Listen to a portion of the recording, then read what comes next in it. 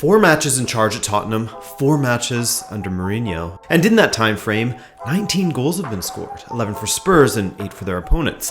Is the bus in the shop, or has Mourinho changed his style? By the way, the article aspects of this video are based on was originally posted on The Athletic and was written by Charlie Eccleshare.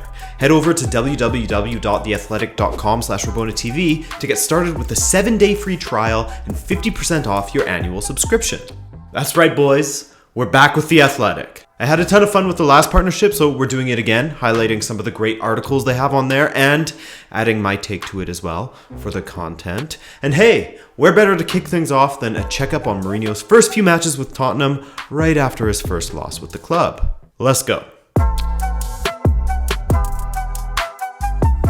The bus, the Mourinho bus. Everyone knows how much joy Mourinho gets in stifling his opponents.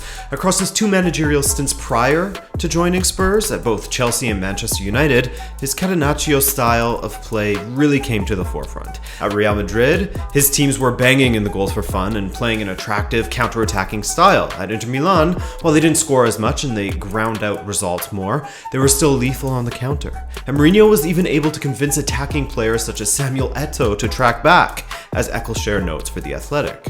In fact, going further, Eccleshare points out just how defensive Mourinho has been when facing the fellow Big Six, ever since his second stint at Chelsea. When he's playing away, even more so.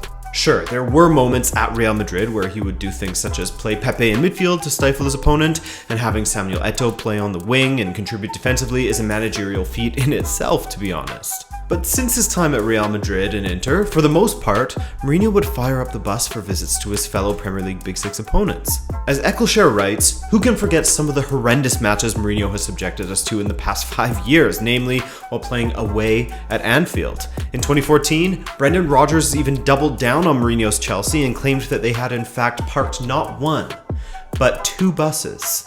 In that same year, well, plug your ears, Chelsea fans, as Eccleshare writes. And who can forget that Chelsea game away to Atletico Madrid in 2014 when Mourinho selected David Luiz and John Obi Mikel in central midfield and Ramirez on the right wing.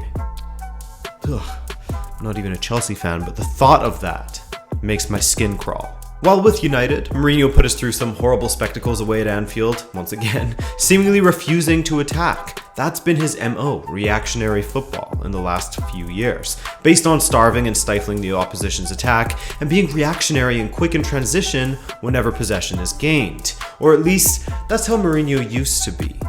That used to be his entire philosophy, it felt like. But against United, while there were some similarities to classic Mourinho, it wasn't out of a lack of trying to be different.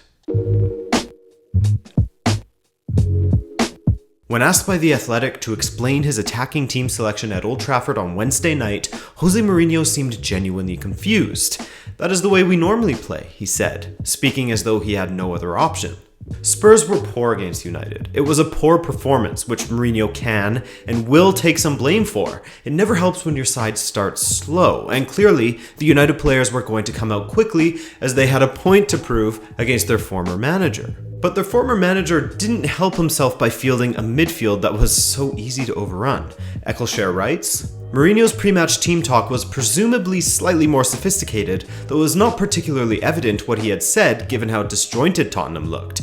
The decision to pair Harry Winks with Moussa Sissoko in central midfield always looked risky given that they had never clicked together under predecessor Mauricio Pochettino, and so it proved.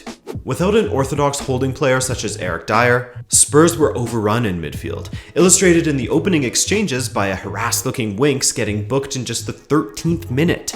Sissoko, meanwhile, was lucky to escape a caution soon after for bringing down Fred, and spent much of the night covering for Ohie's forays down the right. This in turn left Winks even more exposed in the middle. This is extremely important. What's a team without a midfield? What's an attack without a midfield? How will your defense fare if it's left exposed by your non-existent midfield?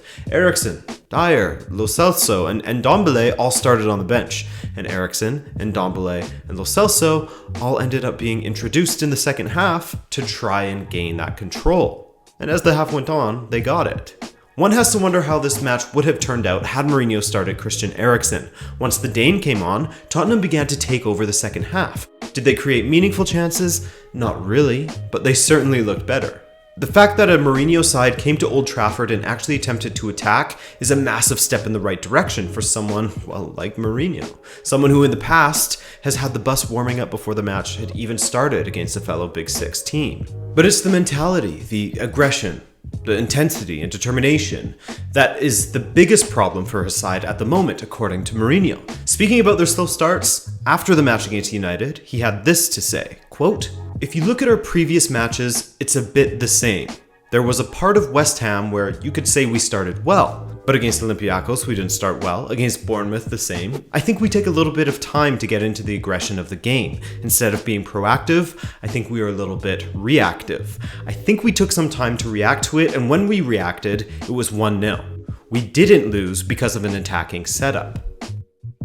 Now, if that isn't encouraging for Spurs fans, at least as far as the game plan and attitude Mourinho will take into his matches with Tottenham goes, I don't know what is. He seemingly, at least at this point, isn't afraid to attack with this team. Eccleshare goes further. Whether it worked or not, and clearly it didn't, the intention to attack a Big Six rival away from home was arguably more interesting than the outcome, such as its rarity for Mourinho. Let's not forget that in his first 7 Big Six away games at United, his team managed a sum total of 1 goal and mustered 1 shot on target in each of those 0-0s at Anfield. Already it's an improvement, at least as far as this Mourinho side having the intention to attack. I mean, if he didn't try to play attacking football with players like Son, Ali, Lucas, and Kane in the squad, I mean, he quite simply would be quite foolish to not give it a go, as the quality is there in the attack. Defensively, it needs work, it needs organization, and it could use some more quality as well. Aurier, he looked alright going forward, but as mentioned earlier, in doing so, he dragged Sissoko out wide, therefore leaving the midfield there for the taking. A different right back could be useful as well, but even with that said, Mourinho playing away and Aurier is attacking and effectively playing as a winger and taking chances, this is his fullback, and this is different from Mourinho. But beyond all of that, Mourinho still believes in this squad, and as alluded to, will not give up an attacking style due to this loss. What needs to change? Mentality and intensity. Speaking after the match, Mourinho said, quote, "You cannot work on intensity when you are permanently playing matches every 2 to 3 days. You can work on other things, you can work on principles of play, you work on tactical positioning, but intensity and aggression is something that you cannot work on. How can I work on these items of the game when I have to play Saturday again? I just can't do it." But at least he's not taking the safe route and collapsing in on himself to play defensively and grind out points. As Eccleshare says in closing, and so onto Saturday's home game against Burnley, with Tottenham coming into the contest on the back of 4 games under Mourinho that have produced 19 total goals, a rate of just under 5 per match. Those are crazy numbers, and though Wednesday night's defeat was hugely disappointing on a number of levels, in these early days, you certainly can't accuse Mourinho's Tottenham of being dull. Exciting times ahead, and if you want to get the best coverage of Mourinho's Tottenham, then The Athletic is just the place for you. In-depth journalism from football's best writers, each dedicated to a specific team in the Premier League, as well as coverage of the Bundesliga, Champions League, MLS, and various national teams. You can subscribe to the feeds of your favorite teams and competitions or writers using their app or online. So support Rabona TV by heading to www.theathletic.com/RabonaTV, and in turn you'll get 7 days for free, 50% off your annual fee, and access to some of the best sports journalism. Thanks again for watching, guys. These videos with The Athletic are always a joy to work on and provide for some really interesting content. A nice meld of a well-written article, and then some thoughts from old Adrian here mixed in. Subscribe if you're new to the channel and want to join our growing community. But other than that, thanks for watching and have a great day. Ciao.